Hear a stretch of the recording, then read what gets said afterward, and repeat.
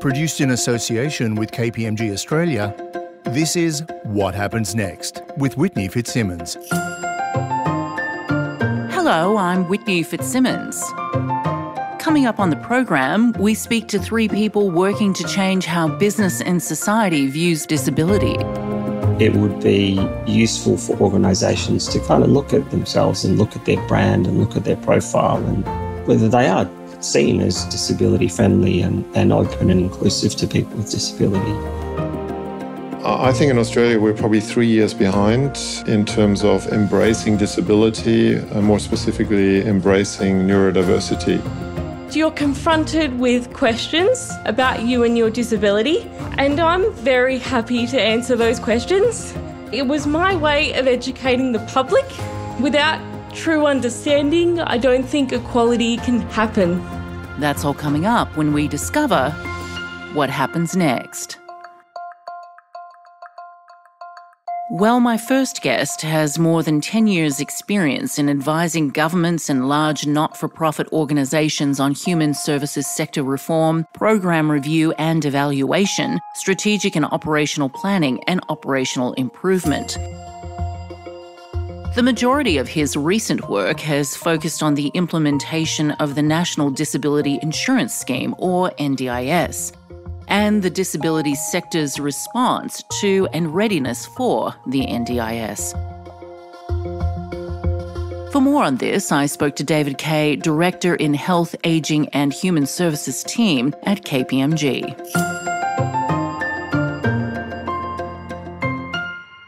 David Kay, welcome to the program. Thanks for having me. David, you're the chair of the Muscular Dystrophy Foundation in Australia and you're also on the board of Accessible Arts. Can you tell me a bit about those roles? Sure. So I'm the chair of the Muscular Dystrophy Foundation. It's a small not-for-profit.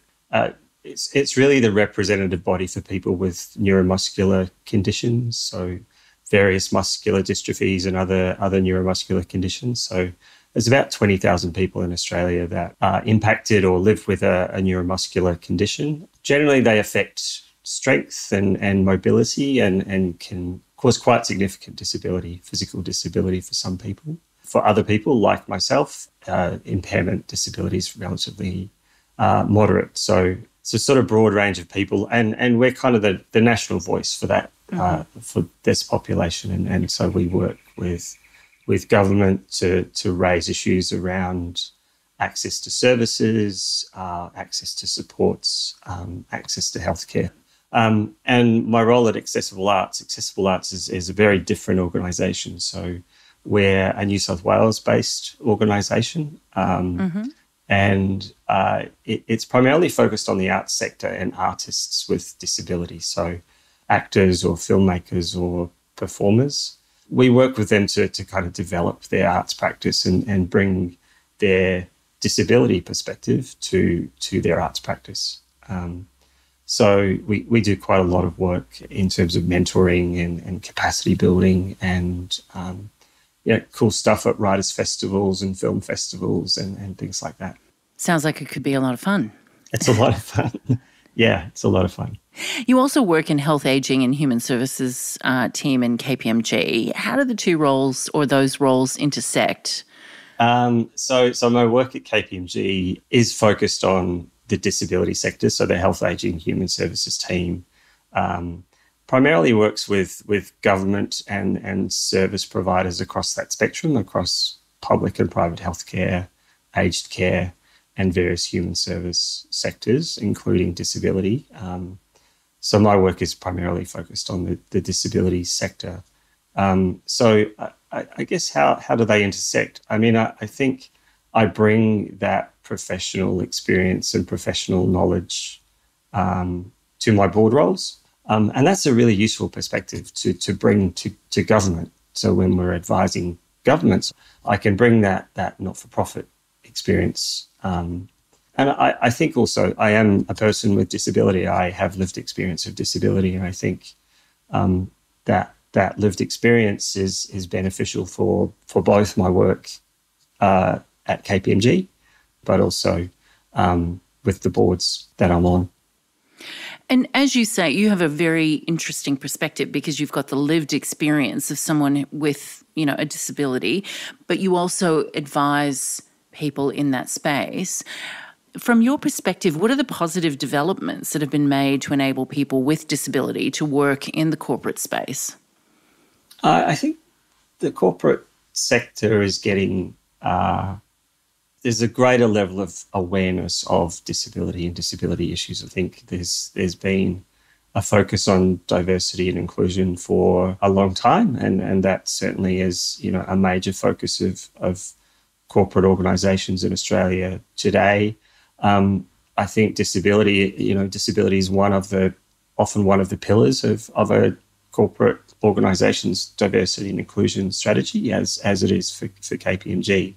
And I think maybe in more recent years, disability has been gaining a bit more traction and there's a bit more focus on disability than perhaps there was. So certainly increasing awareness. So you are seeing that attitudes are changing, David, do you think? Absolutely, definitely.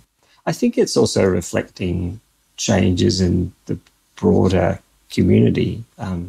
So, we have an Australian of the Year, Dylan Alcott, proud man with disability. Do you think that will actually make a difference, having him in that prominent position? Do you think that will flow through? Absolutely. I think there's already signs that is happening. I mean, even the kind of profile that the Paralympics have had over recent years, there's much more engagement with Paralympic sports, whether it be as a viewer, consumer, spectator, or even participant. So Dylan and people like Dylan do kind of raise awareness. Yeah, I'm just going to break in there. What I find so fascinating as a spectator, it's one thing to be an Olympian able-bodied, but to be a Paralympian, whatever your disability is quite extraordinary. I mean, they're superhuman, really. Yeah. It's very impressive. I think it's, in some ways, I find it more impressive than watching the able-bodied Olympics. Do you know what I mean? Yeah, I mean, some of those athletes are amazing, and what they've achieved is amazing as well. I guess what they've benefited from, they may have faced some barriers in participating in sport, through whatever means have overcome those barriers, which, applying that to all people with disability, I guess, is the aspiration, is, being aware of what those barriers are and removing those barriers. Well, that brings me to my next point. I mean, we've talked about what has changed positively, and what developments have come to the fore, but there can always be more that can be done. So in your view, where are the gaps? I think there are still some myths and misconceptions about disability, and especially disability in the workplace.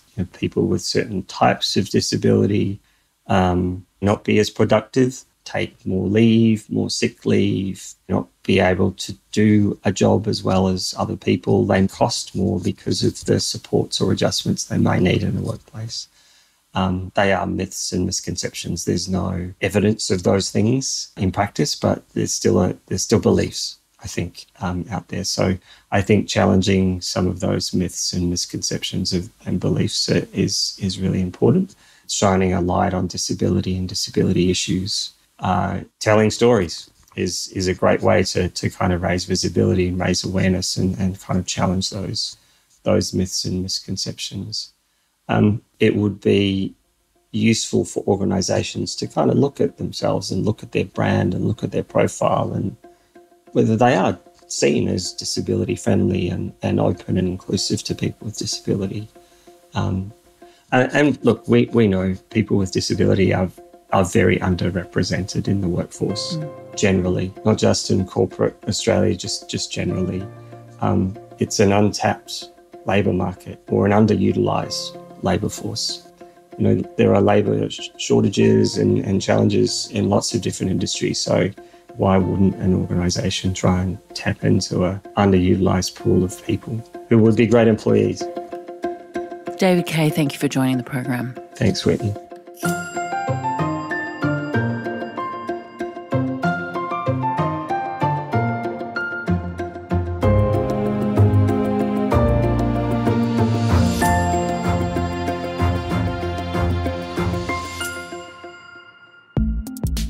From its humble beginnings in Germany to becoming a global business across 8 countries, Auticon is celebrating a decade in helping companies to employ people with neurodiverse backgrounds. I caught up recently with Auticon CEO Bodo Mann. Bodo Mann, welcome to the program. Thank you, Whitney. Thanks for having us. So first of all, tell me about Auticon. So Auticon is a social enterprise. We just celebrated our 10-year anniversary, in fact, last November already. So it was formed in Germany by a German entrepreneur at the time whose son was on the spectrum, and he was disenchanted with the career outlook and job prospects for people on the spectrum. And so he set up this social venture, and it's certainly resonated well with the German industry at the time. And the idea was really to provide meaningful employment and career opportunities for autistic people, talent on the spectrum, with a passion for technology. And so we tend to work in 4 verticals, so software engineering, quality assurance testing, data analytics, and most recently cybersecurity. And from Germany, then we grew into 8 other markets around the world. So Australia is the latest country where we started about 3 years ago. And overall, we're about 300 consultants full-time employed, and we have 15 in Australia. How does Australia compare to the rest of the world when it comes to disability inclusion in the workplace? Yeah, no, it's a very good question. You do hear a German accent, but I've been here for 22 years. So I think I'm in a pretty good position to compare us here in Australia to the rest of the world. So I think in Australia, we're probably 3 years behind in terms of embracing disability, more specifically embracing neurodiversity. If you take the UK, Germany, France, we're very active. The acceptance is much higher, particularly in the corporate world. And whereas here in Australia, a lot of the conversations I have with chairs, boards, or CEOs or CIOs is still very much around neurodiversity. This sounds more like a charity topic or an NDIS topic. Versus where we come from the complete opposite end. So we strongly believe it is actually a productivity, it's an innovation topic, it is some genuine value add. Now the pandemic did help us in terms of popping up on the radar screen because of the diabolical lack of talent. And so the acceptance or the curiosity in terms of us seeing us as a new source of talent certainly helped us to have some of those conversations, but it's still a long way, I believe, in terms of getting that full acceptance. So can you tell me why people with autism are particularly well suited to working in IT? Well, I mean, so it's a good question, but they can work in all kind of roles. But for us, in terms of we're focusing on IT, some of the unique skills lend itself. So the ability to concentrate over a long period of time, the ability to be brutally honest and very transparent, and the attention to detail is another reason why a lot of our consultants are just very passionate and highly regarded in various IT roles. But in order to make this work, and I come back to our unique operating model, we have our own job coaches on our payroll who provide not just coaching for the consultants, but also for the clients. So without that support model, which I describe as mission critical, it would be a very difficult, maybe even impossible endeavor over a long period of time to add value to client organizations. And what are some of the misconceptions you regularly come up against in this role? So there's a lot of fear and probably driven out of the fact that we really don't know what to expect. What encourages me is that neurodiversity becomes a little bit more mainstream. And I like to refer to one of the most recent Netflix show in terms of Love on the Spectrum. So that's very encouraging that the topic is more broadly, discussed, debated, and which helps in terms of taking away that stigma on the one side, but also the uncertainty or the anxiety around the whole topic. So the absence of knowing what it is and the fear how to approach someone on the spectrum is certainly a roadblock or a barrier. And part of our job is basically to make sure that there's sufficient awareness in the corporate environment to make it easier in terms of dealing, understanding on the one side the unique skills and talent which comes with it, but also taking away the concerns. And we see that all the time. So when we start an assignment, we tend to have a series of training modules, and which obviously helps clients to build that awareness. And the reaction is just phenomenal. It's like, oh, we had no idea. This is unique. This is absolutely amazing. And so while then our team works with the client team over a longer period of time, it's just pretty amazing in terms of the changes we see in the client environment. Because really our fundamental value proposition is around driving innovation as well as productivity. And if you look at the holy grail of corporate success, I mean, innovation will certainly is part of that. And the ability to think differently, having different ways of approaching a problem, by definition, autistic talent they do that inherently. So having someone in the team who looks at the problem in a very different way than what we would do in terms of a neurotypical approach is something very helpful and unique. Australia has one of the lowest employment rates for people with disability in the OECD. Why do you think that is? That's right. It's a pretty scary statistic. So there's about 34% of people who are on the spectrum in terms of facing unemployment. And if you look at the underemployment rate, that is even more scary. It's nearly 90%. So you have highly skilled, highly intelligent individuals who, because of the lack of the social integration and some of the underdeveloped social skills, cannot find an appropriate job, and so are forced to take on anything they can get. So we see that with all of our consultants who suddenly have the opportunity to work as part of a like-minded group of individuals. I describe ourselves as a family who have a regular income, who have a satisfying role, and a lot of the additional conditions in terms of anxiety, depression, which very often go along, while they might not disappear to fully, but they certainly diminish to a large extent. You say that this is the year for corporate Australia. What do you mean by that? Not for corporate Australia. I think I said this is the year for neurodiversity in Australia. Australia came a long way and achieved a lot when it comes to diversity and inclusion in some other areas, whether this is gender diversity, whether it's LGBTIQ. Indigenous is a big move at the moment. So it feels like corporate Australia is picking up on their other forms of diversity, disability, neurodiversity. So I feel like this is the year for us. While we're certainly not suggesting ignoring any of the other D&I topics. And I mentioned it feels like it becomes more mainstream, the neurodiversity topic, which is wonderful. We're very excited about that. Bodo Mann, thank you for joining the program. Thank you very much. Thanks for having us. Much appreciated.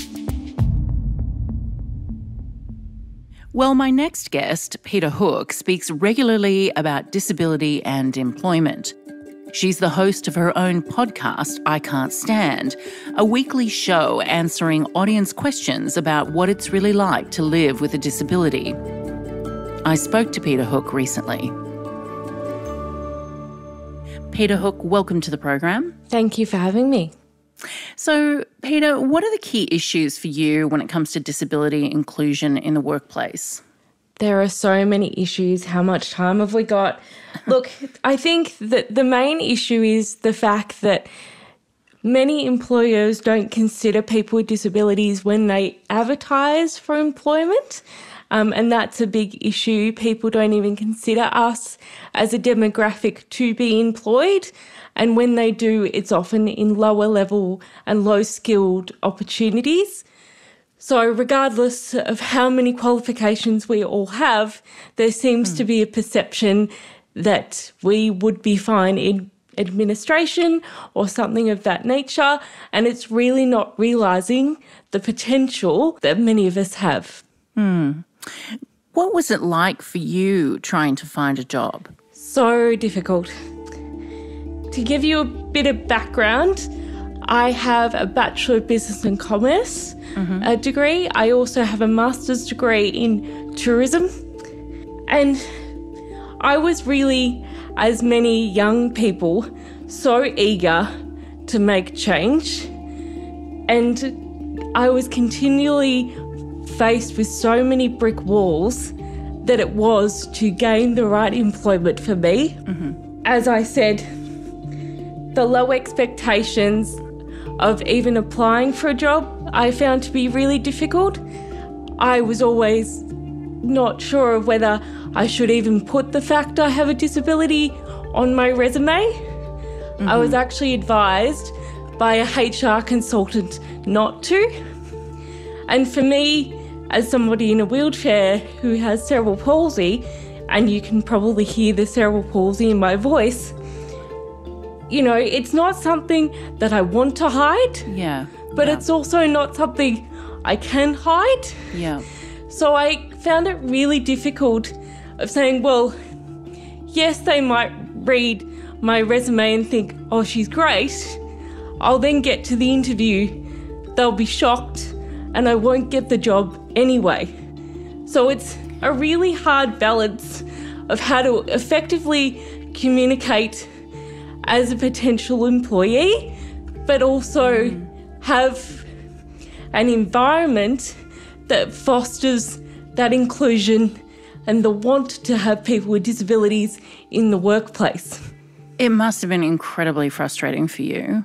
How did you work through that or work around that?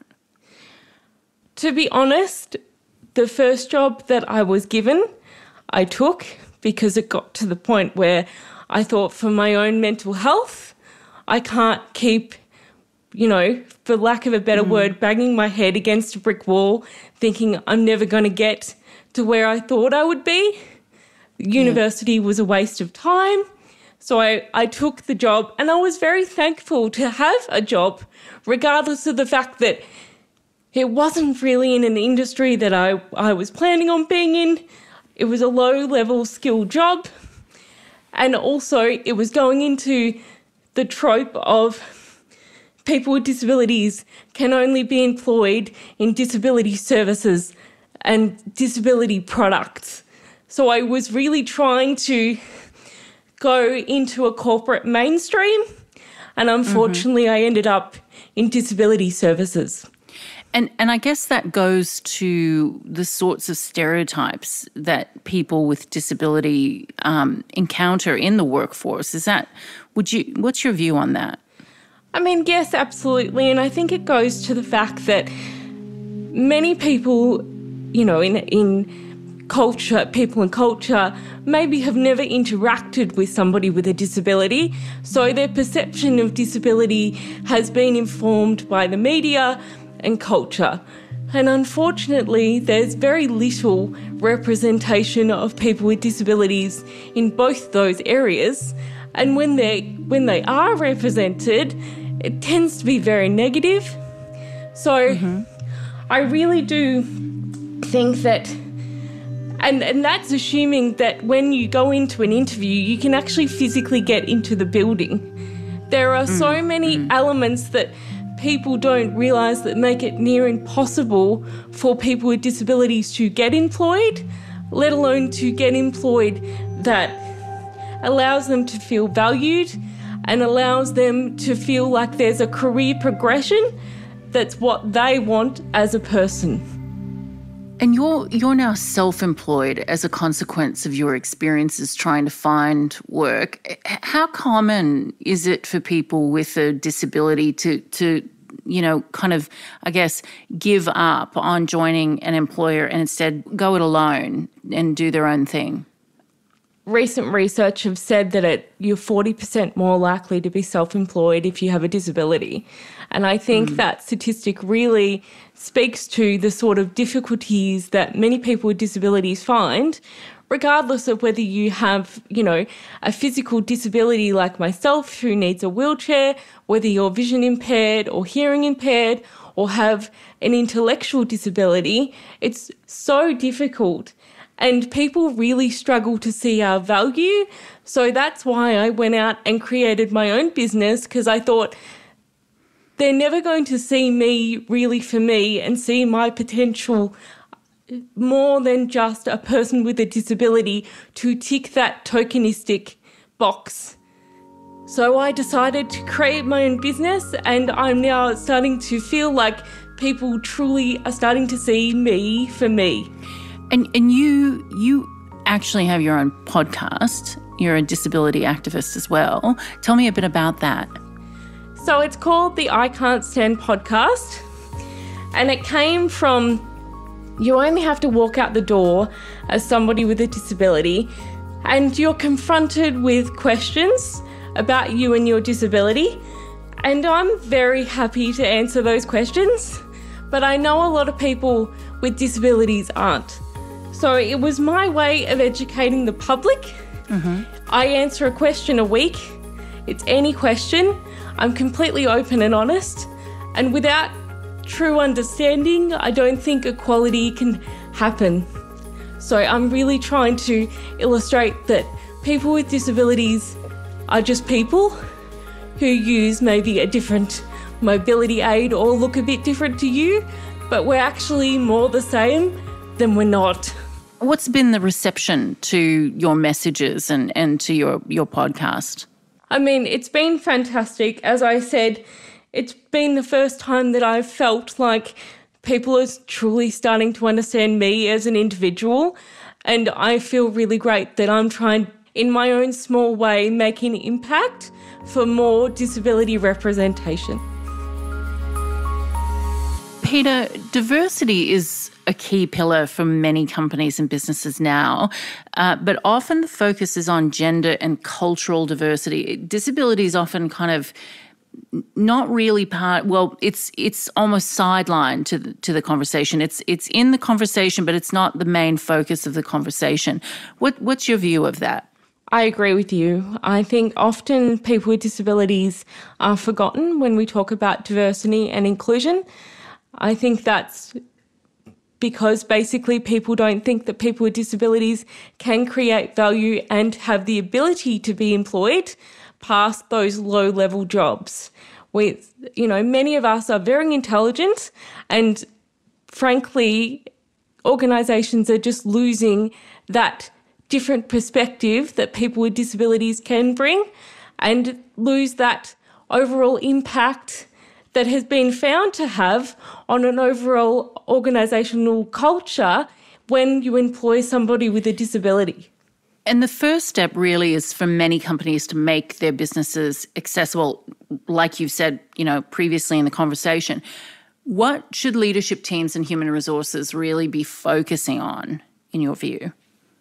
First and foremost, I don't expect organisations to understand what people with disabilities need. So I would highly encourage them to go out and look for a disability consultant, somebody with lived experience that can really assist them in better understanding what people with disabilities need and how to gain that better impact and opportunity to make sure that they are getting the best people for the job. That includes people with disabilities. So in your view, what does real action look like as opposed to box ticking? Real action looks like making sure that from the very get-go of creating a position, making sure that you're not excluding people with disabilities. Is the job ad accessible? Can it be read by a screen reader for somebody who is vision impaired? That means using Microsoft Word instead of PDF, or both. Making sure that you're not excluding people from the very beginning, because I can tell you, I'm a lot more comfortable in applying for a job when it says that they're open to people with disabilities, and they illustrate that they have some form of understanding and actually are willing to listen to people with disabilities and understand the benefit that it can bring to have people with disabilities in their organisation. Because unlike other diversity demographics, anybody can be disabled. It can happen to anyone, and I would almost say you're lucky if you become disabled, because it often means that you've lived long enough to become disabled. So everyone, if they're lucky, is going to become disabled. So it's not a demographic that anybody should ignore. You're just purely missing out on a great pool of expertise that's not currently being realised. The pandemic has seen many workplaces formalise hybrid arrangements for flexible working. Is flexible working a positive step forward for people with a disability, do you think? I won't say that the pandemic has been a positive experience for anyone, but if there has been a positive to come out of this, it has been the fact that, like today, we are all talking from a remote perspective. I'm talking to you through my computer, and it has allowed me to be able to engage with you that otherwise I might not have had the opportunity to do. My commute was literally 30 seconds this morning, and I think you can never undervalue the sort of accessibility and equality that remote working can bring. I think everyone loves a short commute, Peta. Absolutely. I'm curious to know your view on this. What impact do you think that Dylan Olcott being named Australian of the Year will have? Do you think it will have an impact? I think it will, absolutely. Just purely in the fact that, well, Dylan is a fantastic spokesperson. That should be said, firstly. He is great at articulating the disability experience, and I think it's really important to have that sort of representation and have a disabled person sort of held up as a pinnacle or somebody to be admired in the community, because I would even say 10 years ago that would never have been a thing. There is a constant stereotype that if you have a disability, your life is over before it even begun. Your life is a complete tragedy. And people like Dylan are really illustrating that that couldn't be further from the case. If anything, it makes you look silly. It makes you look silly if you think that, yeah. Exactly. I mean, the man's done the Golden Grand Slam. He's now Australian of the Year, and he's really bringing disabled issues to the forefront, because people with disabilities are othered. We are that thing in the corner that often people don't want to engage with or understand, and he's really bringing a face to the experience of disability and really illustrating the disabled issues that are facing disabled Australians today. Peta Hooke, it's been a pleasure. Thank you for joining the program. Thank you for having me. All right, well, that's all for the show. I hope you enjoyed this edition of the program. Until next time, thank you for listening to What Happens Next.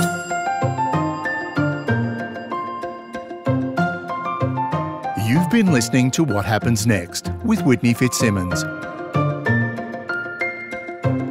Produced in association with KPMG Australia. If you've enjoyed this podcast, you can subscribe to the show through Apple Podcasts, Spotify, or wherever you find your podcasts.